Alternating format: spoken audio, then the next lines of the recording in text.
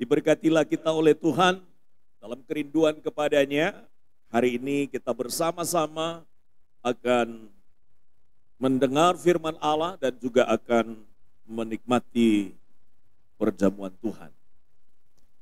Saya telah menyiapkan firman Tuhan dari dua teks, di Yohanes pasal 10 ayat 11 dan di Yohanes pasal 15 ayatnya yang ke-13. Bapak dan Ibu silakan membuka di Alkitabnya di Yohanes pasal 10 ayat 11 dan di Yohanes pasal 15 ayatnya yang ke-13. Bapak Ibu, saya beri kesempatan untuk bisa mempersiapkan diri terlebih dahulu. Yohanes pasal 10 ayat 11 dan Yohanes 15 ayat 13 di bawah satu tema pengorbanan seutuhnya. Demikian firman Tuhan. Saya mulai di Yohanes pasal 10 ayatnya yang ke-11. Akulah gembala yang baik. Gembala yang baik memberikan nyawanya bagi domba-dombanya. Yohanes 15 ayat 13. Tidak ada kasih yang lebih besar daripada kasih seorang yang memberikan nyawanya untuk sahabat.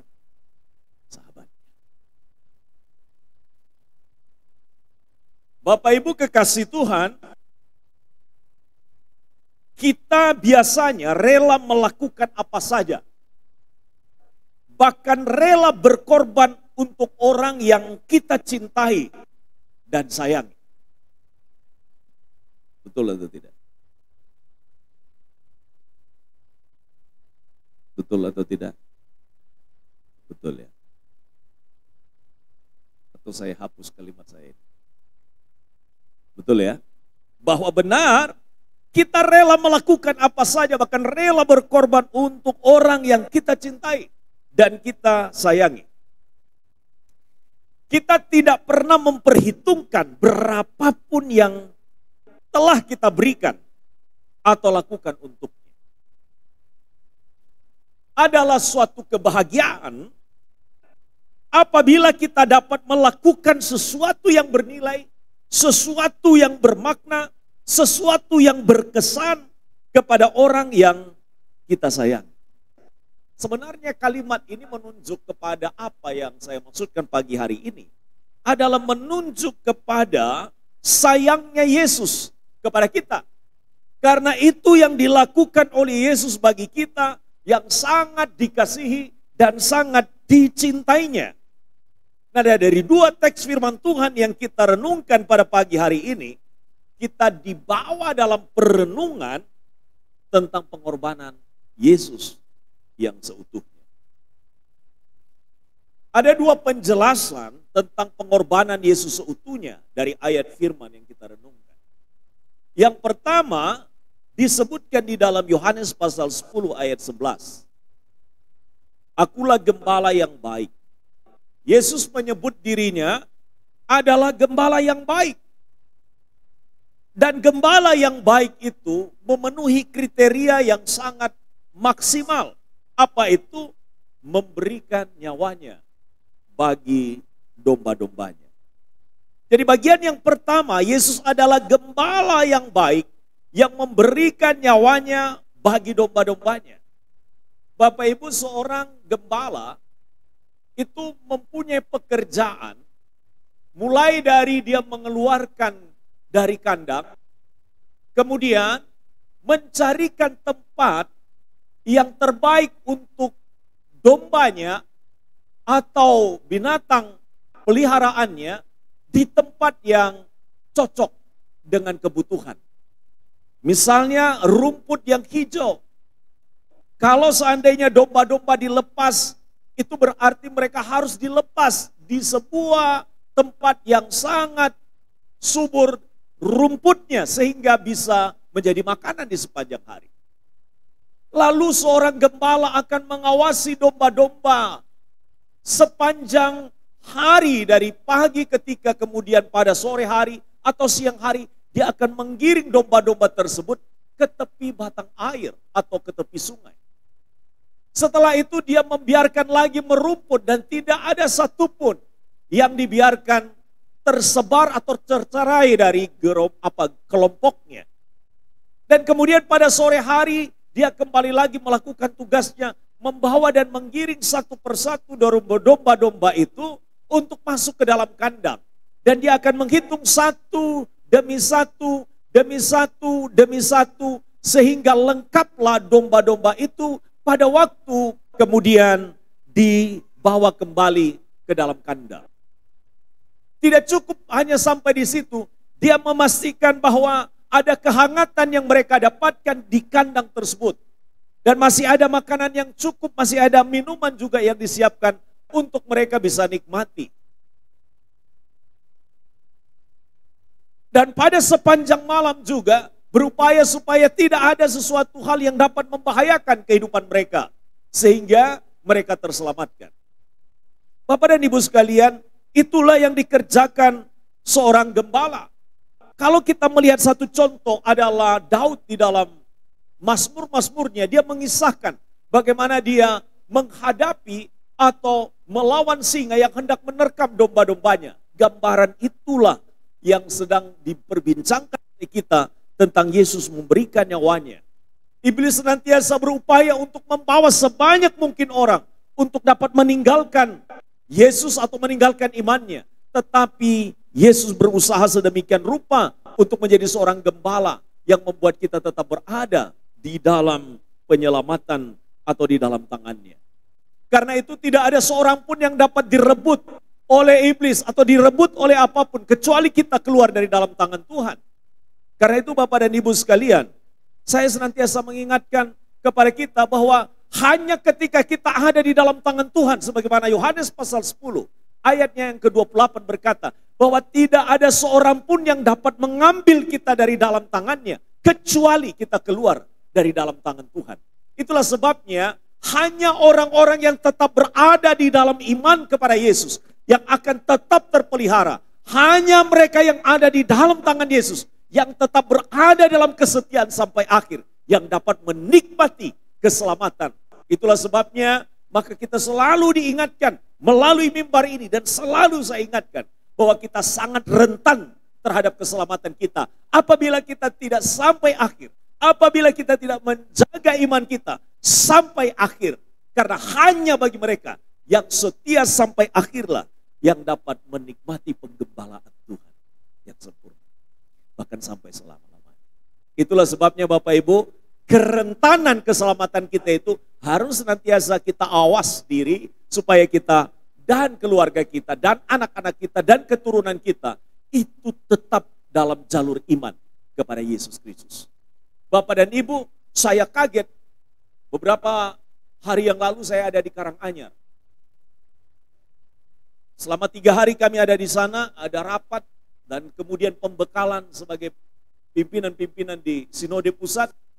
Lalu waktu kami berbincang tentang bagaimana cara agar kita dapat membawa sebanyak mungkin orang kepada Kristus, ada 2 kesimpulan kami. Kesimpulan kami bahwa Injil yang hari ini diberitakan adalah hanya Injil keselamatan. Artinya begini, orang diberitakan tentang Yesus, lalu dia percaya kepada Yesus, hanya berakhir sampai di situ saja. Injil keselamatan itu tidak cukup. Yang kita butuhkan adalah Injil kerajaan. Apa itu Injil kerajaan? Injil kerajaan adalah Injil di mana utuh kita dapatkan. Apa itu? Ketika kita percaya Yesus, setelah percaya Yesus lalu kita kemudian mengiring dia. Setelah mengiring dia, kita juga rindu untuk kehidupan kita setiap hari itu menjadi contoh dan teladan untuk orang lain bisa terselamatkan. Selain daripada itu, komunitas dari Injil Kerajaan Allah itu apa? Tidak hanya berpikir masalah rohani, tapi berpikir juga bagaimana kesejahteraan kita bisa dapat peroleh secara bersama-sama. Umat yang ada di dalam sebuah komunitas tidak hanya memikirkan dirinya sendiri. Ketika dia bekerja, dia tidak hanya memikirkan tentang dirinya sendiri, tapi melalui kebersamaan kita memikirkan apa yang menjadi cara untuk kita bisa bersama-sama sejahtera. Ini yang belum ada dan menjadi pergumulan juga bagi gereja kita. Itulah sebabnya ada satu hal yang sangat penting dalam pertanyaan tentang Injil Kerajaan Allah. Kenapa? Karena dunia ini sedang mencari itu. Apa itu? Bahwa gereja harus memberikan jalan keluar terhadap berbagai macam persoalan. Tapi itu dimulai dari persoalan di tengah-tengah komunitas. Coba cek baik-baik. Mengapa hanya Injil keselamatan yang kita dapatkan dan bukan Injil Kerajaan Allah? Karena kita hanya memfokuskan diri, yang penting sekali selamat tetap selamat. Seterusnya yang lain, itu bukan sesuatu perhatian. Dan gereja memisahkan antara dunia kerja, memisahkan antara keseharian kita dengan gereja. Maka yang rohani itu hanya terjadi di dalam gereja. Maka rutinitas kehidupan rohani hanya terjadi di dalam persekutuan. Maka kehidupan yang dianggap rohani hanya ketika kita berdoa, baca firman Tuhan, dan kemudian mempraktekkan hal-hal yang berkaitan dengan masalah kegerejaan. Tidak hanya sampai di situ. Injil keselamatan bukan hanya kita diselamatkan lalu kita ikut Tuhan lalu kita memberi persembahan. Itu bukan menjadi Injil keselamatan yang utuh yang kita terima. Kita harus memiliki Injil Kerajaan Allah. Apa Injil Kerajaan Allah? Injil Kerajaan itu adalah utuh. Bukan hanya berpikir masalah rohani. Tapi juga bagaimana kehidupan kita sehari-hari adalah kehidupan yang kita jalani sebagai orang yang pemilik sorga. Sebagai orang yang sudah punya status sebagai warga kerajaan sorga. Dan kehadiran warga kerajaan sorga itu dapat dinikmati oleh setiap orang. Maka kita lagi mengkonsepkan bagaimana cara untuk mengoperasionalkan, bagaimana menjalankan Injil Kerajaan Allah. Bapak Ibu, dimulai dari keluarga. Keluarga itu, kepala rumah tangga itu adalah yang desain. Yang desain. Bagi mereka yang sudah ditinggal oleh suami, maka Tuhan menjadi pribadi yang mendesain kehidupan keluarga itu. Kemudian istri adalah seorang yang mengambil tindakan sebagai orang yang apa? Sebagai orang yang melakukan tindakan bagaimana semuanya itu bisa terlaksana. Hal-hal yang didesain, hal-hal dirancang oleh seorang kepala rumah tangga. Tetapi bagian yang ketiga, bagaimana itu bisa dioperasionalisasi. Siapa yang operasionalisasi? Kalau di dalam keluarga adalah anak-anak. Bagaimana itu bisa dijalankan? Bagaimana itu dilakukan? Bukan hanya di rumah, tapi juga di sekolah. Di tempat kerja, di mana dia tinggal di dalam masyarakat, itu bisa beroperasi. Karena itu Bapak dan Ibu sekalian, banyak frustrasi terjadi hari-hari ini. Ada kira-kira 10 juta dari generasi yang ada sekarang, generasi muda, dalam keadaan tidak mempunyai pekerjaan. Dan itu menjadi kecemasan bagi kita. Orang berkata 2045 adalah Indonesia emas, tetapi orang lain menyimpulkan begini, bahwa 2045 adalah Indonesia cemas, bukan Indonesia emas. Karena itu Bapak dan Ibu, mengapa ini bisa disimpulkan? Karena tidak seutuhnya dipikirkan bagaimana hanya memikirkan soal masalah rohani, tapi kehidupan dalam keseharian bukan dianggap sebagai perkara-perkara rohani. Itulah sebabnya kami menggumulkan bersama-sama. Dan kekagetan saya yang luar biasa ketika kami berbincang, teman saya, salah satu pimpinan pusat, kami ada 9 orang, itu memberitahukan kepada saya waktu kami bicara tentang ada satu nama. Dan nama ini saya sangat kenal sekali. Dia aktivis gereja, dia sangat setia, dia terlibat dalam pelayanan, bahkan dia orang yang sangat militan dalam pemberitaan Injil. Tapi ternyata tinggalkan Tuhan. Saya kaget luar biasa.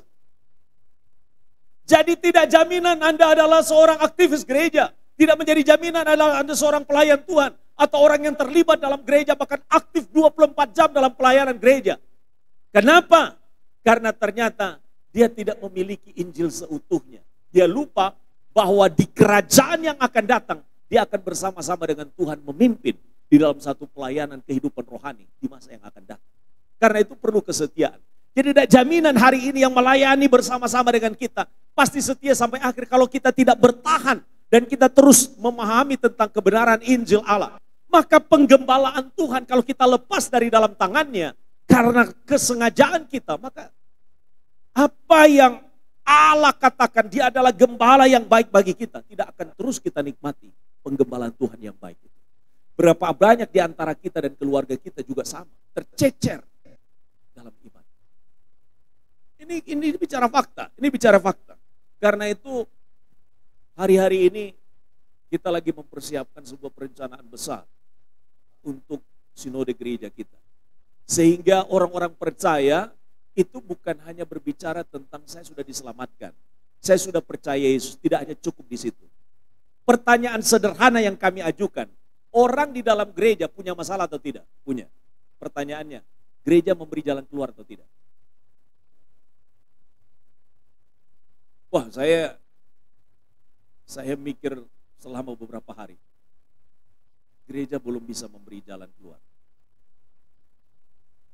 Gereja yang membawa Injil Kerajaan Allah adalah gereja yang tidak hanya menjawab kebutuhan rohani, tapi juga menjawab persoalan-persoalan sehari-hari dari umat orang percaya. Maka kata yang dipakai di sini, Yesus gembala yang baik, Yesus secara holistik, secara menyeluruh memenuhi kebutuhan dari gembalaannya. Itu berarti bahwa orang percaya, yaitu gerejanya, itu menjadi jalan keluar, menjadi solusi bagi setiap orang. Maka kalau gereja dimulai dengan memberikan solusi bagi setiap persoalan orang, maka orang akan datang mencari gereja. Dan gereja menjadi perwakilan Tuhan ketika Yesus terangkat ke sorga. Gereja adalah perwakilan Allah yang dapat menggembalakan orang di dalam dunia ini.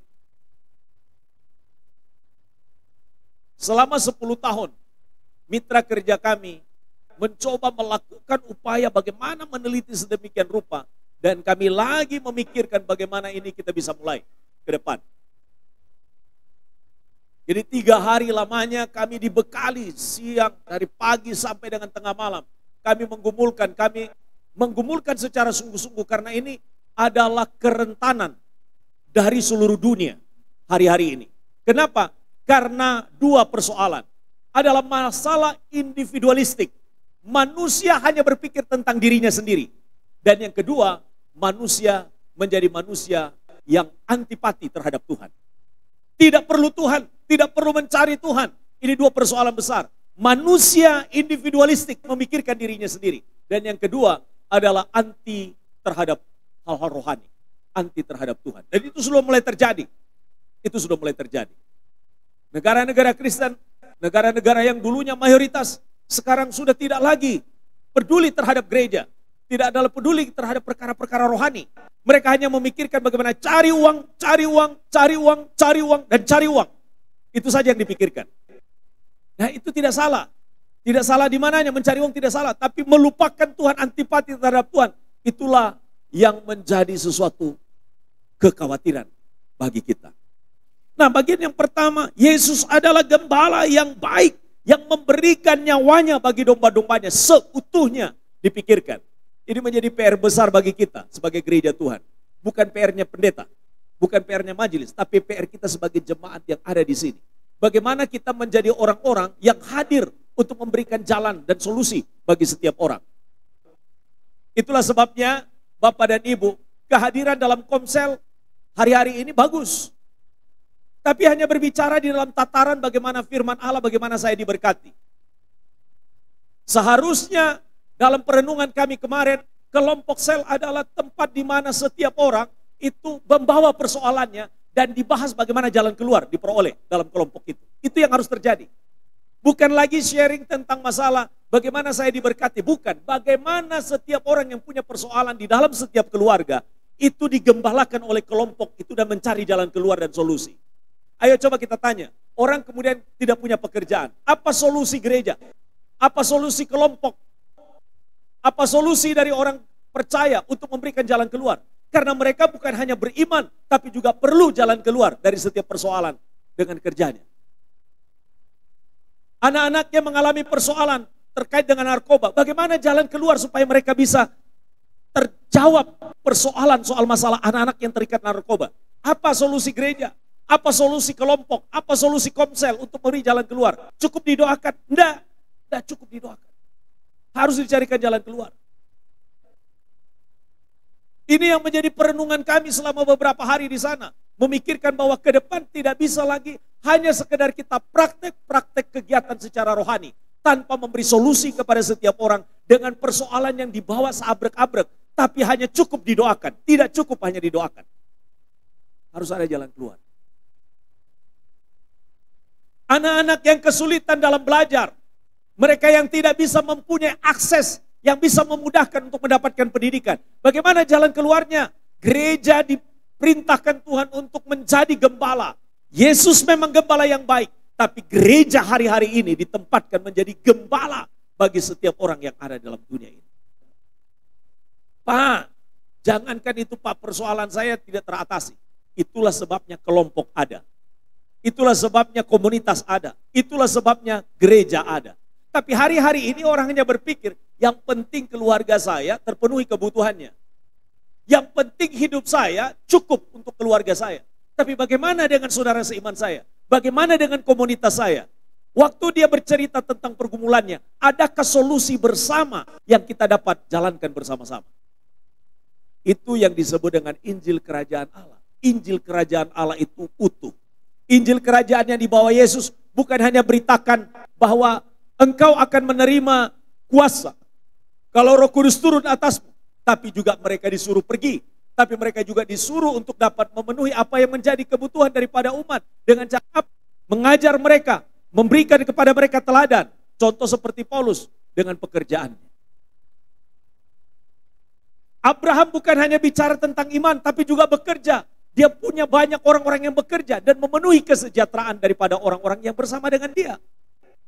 Itu contoh. Maka hari-hari ini PR besar kita betul. Yesus adalah gembala yang baik. Bahkan memberikan nyawa bagi domba-dombanya. Tetapi bagaimana gerejanya? Ini pertanyaan penting. Karena itu gereja harus merubah cara berpikirnya. Gereja hari-hari ini berorientasi pada duit. Secara umum loh ya, secara umum kita bicara. Berorientasi pada duit. Itulah sebabnya ada gereja-gereja merintis, membuka. Kalau tidak untuk ditutup. Wah ini salah kaprah ini sudah. Salah kaprah. Karena gereja bukan mencari untung. Gereja adalah gereja yang berkorban bagi orang-orang yang digembalakan. Ini. Dan siapa gereja? Gereja itu adalah kita ini. Ada enggak kira-kira di antara kita dalam kelompok waktu bercerita tentang kesulitan temannya? Kita cari jalan sama-sama. Bagaimana caranya sampai tuntas persoalan itu? Dan itu menjadi PR besar bagi gereja Bukit Harapan. Memang kita masing-masing hidup dengan pergumulannya. Tapi belum pernah ada bagaimana cara kita untuk bisa membawa jalan keluar bagi setiap orang dengan masing-masing persoalan yang ada. Makanya gereja itu menjadi tempat yang sangat disukai oleh orang waktu gereja pertama kali ada. Yaitu gereja mula-mula. Mengapa? Karena dikatakan mereka menjual semua hartanya. Membagi-bagikannya. Supaya setiap orang sama-sama berkecukupan.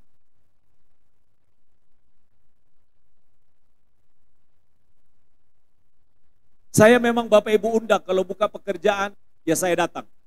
Salah satu dari teman kita yang ada di sini buka pekerjaan baru, Pak tolong Pak doakan tempat saya. Saya bilang saya datang, saya mendoakan. Cukup sampai di situ? Tidak cukup. Termasuk juga bagaimana kita dapat berpartisipasi menolong, bagaimana memanajemen juga keuangan setiap kita.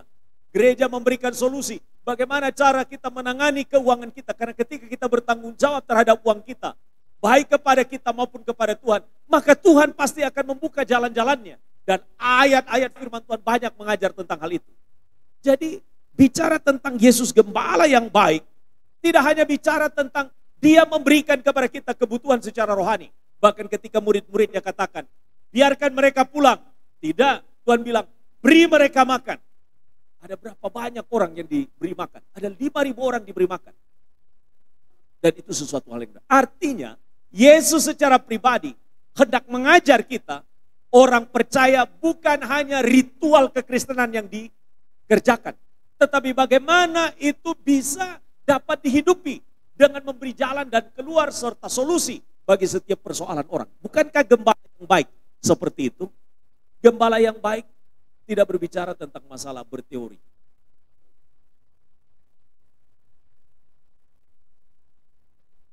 Orang datang kepada Pak Deli. Pak Deli, Pak saya susah Pak. Saya tidak punya apa-apa Pak. Sementara ada uang di kantong saya. Saya bilang tidak ada uang. Gereja memang bukan tempat untuk kita mendapatkan uang. Tapi gereja harus menjadi solusi bagi setiap persoalan orang. Semampu yang kita bisa lakukan. Maka ini yang menjadi harapan saya ke depan bagi Bukit Harapan. Setidak-tidaknya kita mulai dari komunitas kita yang ada di Bukit Harapan. Gereja harus bawa jalan keluar. Maka pimpinan kami yang berbicara beberapa hari yang lalu kepada kami bilang begini, bawa persoalan, dan kita atasi bersama persoalan itu. Tidak hanya sekedar didoakan, tapi sampai persoalan yang sedang dihadapi itu kita bisa atasi bersama-sama. Itu baru komunitas kerajaan Allah. Yesus gembala yang baik memberikan nyawanya, artinya yang paling maksimal dikerjakan oleh Tuhan. Nah, di perjanjian lama secara teratur memang digunakan istilah yang menyebut tentang seorang pemimpin itu adalah istilah gembala. Ya, istilah gembala itu ya ada beberapa istilah yang dipakai di dalam Alkitab. Dan saya menyebutkan beberapa di antaranya. Istilah gembala di dalam Alkitab itu adalah arti yang pertama dari kata roeh, itu adalah penggembala atau pemandu. Jadi gembala itu adalah yang memandu. Maka di sinode gereja kita dan di gereja kita, yang memimpin, yang mengarahkan itu adalah gembala. Yang memberikan arah itu adalah gembala. Tapi beberapa gereja mempunyai sistem yang berbeda. Majelis gereja yang mengatur gembala. Ini kebalik. Kita tidak menganut sistem itu. Majelis gereja adalah rekan atau teman dari gembala di dalam mengembangkan pelayanan yang ada. Dan itulah sebabnya kita terapkan ini. Nah, ini aneh. Justru malah gembala dimintai pertanggungjawaban. Nah, ini kebalik. Ini kebalik. Makanya sistem kita ini sudah benar. Artinya gembala memberi arah. Dia yang mengarahkan kita. Dalam tuntunan daripada Tuhan mengarahkan kita. Seperti apa? Lalu para majelis gereja, para aktivis bersama-sama menyukseskan bagaimana itu bisa terlaksana dengan baik. Nah, ini sudah benar dari segi sistem kita. Ya, beberapa orang datang mengeluh kepada saya. Karena ternyata praktek-prakteknya agak berbeda di lapangan. Ya, berbeda di lapangan. Ini terbalik.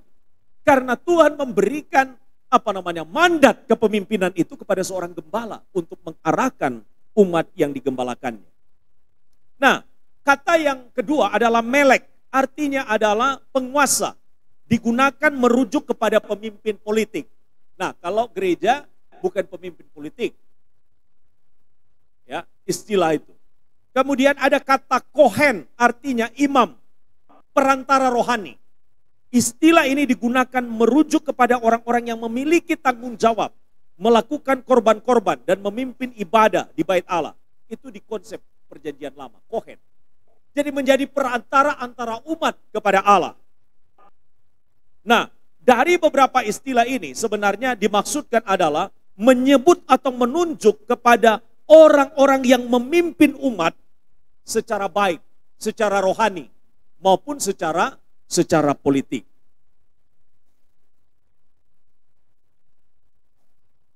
Nah, Bapak dan Ibu sekalian, Tuhan katakan, akulah gembala yang baik, dan aku mengenal domba-dombaku. Jadi bukan hanya sekedar Yesus disebut sebagai gembala yang baik, tapi dia mengenal secara pribadi, dia tahu secara persis, mengenal apa yang menjadi pergumulan-pergumulannya. Jadi kalau Pak Adi ditanya satu-satu apa pergumulan daripada tiap-tiap keluarga Bukit Harapan, pasti tahu. Apa pergumulan Bu Simon? Apa Pak Gembala tidak tahu? Pak Gembala tahu. Apa pergumulan Pak Ferry? Apa Pak Gembala tidak tahu? Bapak Gembala tahu. Apa pergumulan daripada Ibu Julius? Bapak Gembala tahu? Tahu. Kenapa? Karena pernah cerita, karena pernah dengar, karena pernah share, sehingga tahu. Maka pada waktu didoakan, apa yang menjadi pergumulan itu tentu didoakan. Tapi tidak hanya cukup di situ.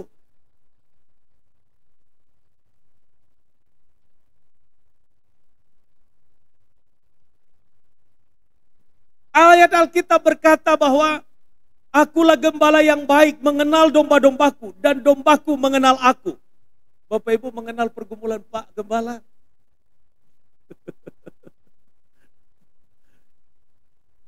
Habis Pak Gembala tidak pernah share pergumulan.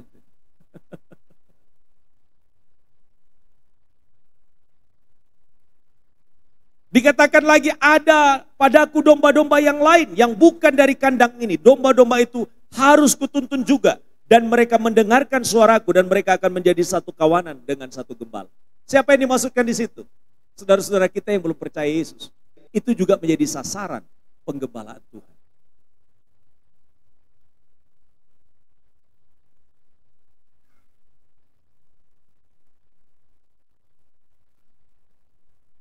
Menarik sekali Bapak Ibu, dalam data yang dimiliki oleh Sinode GKIN, ya, data yang dimiliki oleh Sinode GKIN, dari 14.000 sekian, dari 13.000 sekian, di tahun 2019, ya di tahun 2019, itu statistik, itu hampir sekitar 25% itu adalah orang-orang yang dimenangkan.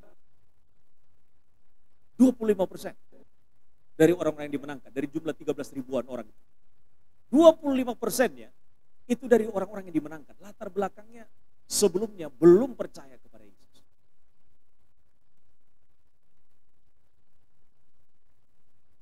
Tapi pertanyaannya, dari sekian banyak itu, berapa banyak yang setia sampai akhir? Itu pertanyaan.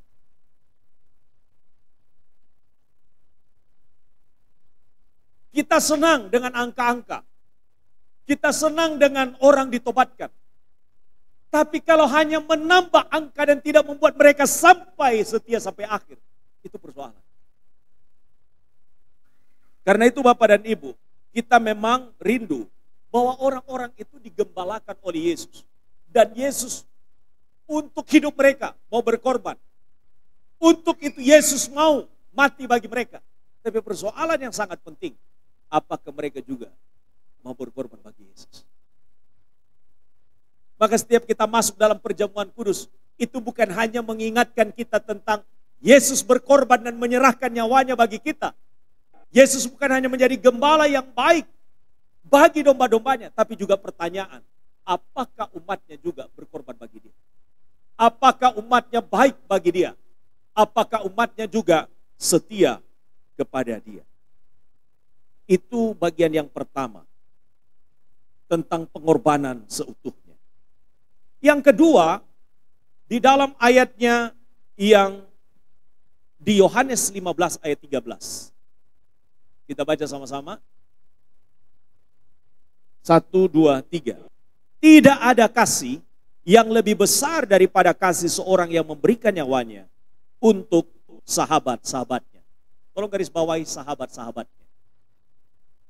Bapak dan Ibu, di bagian yang kedua dari firman Tuhan ini, kita memahami tentang pengorbanan Yesus seutuhnya. Bagaimana kita bisa mengetahui dan memahami tentang pengorbanan Yesus seutuhnya? Dari kasihnya. Karena kasihnya ia memberikan nyawanya bagi kita. Bagi kita sahabat-sahabatnya.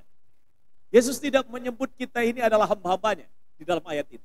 Murid-muridnya secara khusus. Tapi Yesus menyebut adalah sahabat. Sahabat itu sejajar. Sahabat itu dianggap sebagai rekan. Tapi bagi yang lain, umatnya itu sebagai hamba. Tapi kita dianggap sama seperti murid-murid sebagai sahabat. Hetairos dalam istilah bahasa asli Alkitab dari kata sahabat ini, itu mempunyai istilah. Mempunyai istilah apa? Memiliki makna sebagai kawan, sebagai teman, atau sahabat yang berteman di tengah suatu kelompok atau persekutuan. Baik dalam keadaan susah maupun dalam keadaan senang.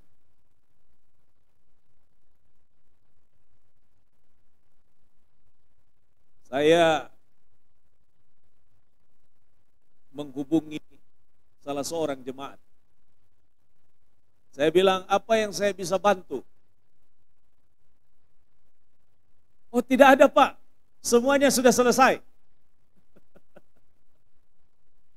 Lalu saya datang ke rumah, cek, Ternyata masih ada yang belum diambil.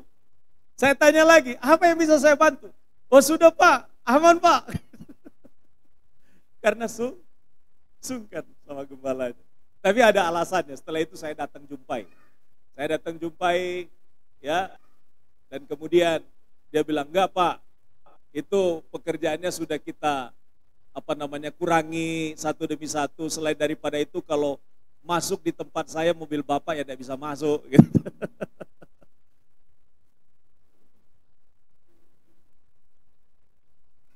Lalu saya secara diam-diam cek tempat kerja yang baru. Jadi kaget-kaget. Lalu saya sekejap saja, sekejap, kata orang Malaysia, sekejap. Saya doa sebentar. Lalu kemudian berangkat. Bapak dan Ibu, gembala juga adalah seorang sahabat bagi kita. Gembala itu seorang kawan. Jadi saya sedih hati saya kalau Bapak Ibu ternyata cerita kepada gembala yang lain, bukan kepada gembalanya sendiri. Sedih hati saya apabila Bapak Ibu lalu bercerita pergumulannya kepada pendeta orang lain. Tapi gembala tidak tahu apa yang menjadi ceritanya Bapak Ibu. Karena itu ada salah seorang yang saya masih layani sampai hari ini. Belum percaya kepada Yesus. Tapi saya ini sebagai tempat di mana dia kapan saja ada persoalan, dia WA saya. Padahal bukan orang yang jadi anggota gereja di sini, bukan. Bahkan dia belum menjadi orang yang mengatakan saya percaya kepada Yesus. Tapi layanan, apa yang saya lakukan selama ini, itu seperti melayani sebagai seorang gembala kepada dia. Nah dia bukan datang kepada rohaniawannya, dia datang kepada gembala GKI Bukit Harapan. Sampai pindah pun meninggalkan Malang, masih tetap Pak, tolong doakan Pak, tolong doakan Pak, pergumulan saya seperti ini. Nah, saya pikir Bapak Ibu silakan mau WA Pak Adi, mau hubungi Pak Adi, karena gembala adalah rekan. Jangan pikir begini, nanti membebani Pak Adi. Gembala itu ditempatkan untuk dapat apa? Memberikan penguatan, memberikan jalan apabila dibutuhkan sebuah jalan keluar. Yesus menyebut dirinya sebagai apa? Sebagai seorang yang menjadikan kita sebagai sahabatnya. Biasanya sahabat itu nyimpan rahasia atau tidak? Enggak. Seorang sahabat itu pasti cerita apa saja yang menjadi pergumulan.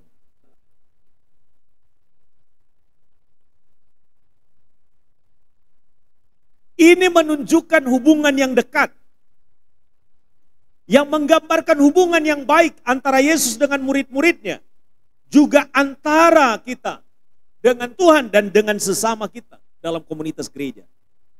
Sahabat atau teman adalah orang yang dekat dalam hubungan. Dan saling mendukung dalam kehidupan sosial. Saling mendukung.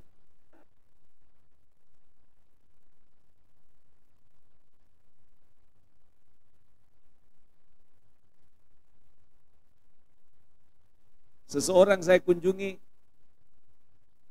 dia rela antri untuk dapatkan beras 10 kilo. Dari pagi sampai sore, untuk orang lain. Dia kasih untuk orang lain. Itu adalah contoh-contoh yang saya mau katakan secara sederhana kepada kita.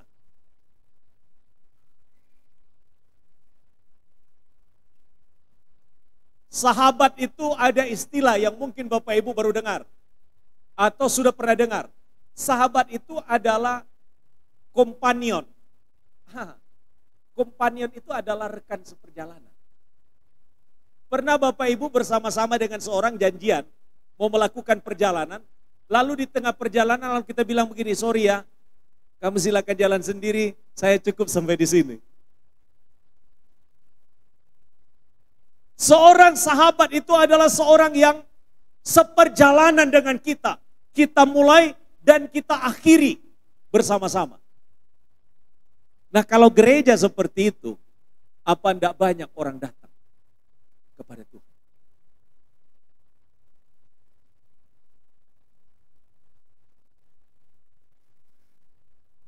Saya belum menjadi gembala yang baik bagi Bapak Ibu.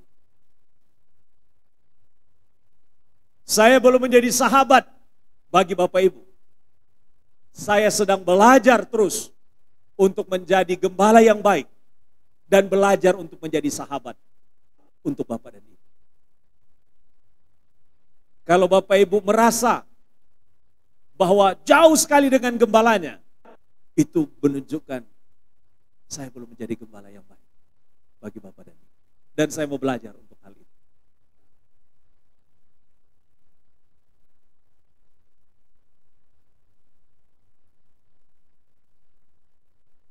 Tuhan Yesus katakan, kamu adalah sahabatku.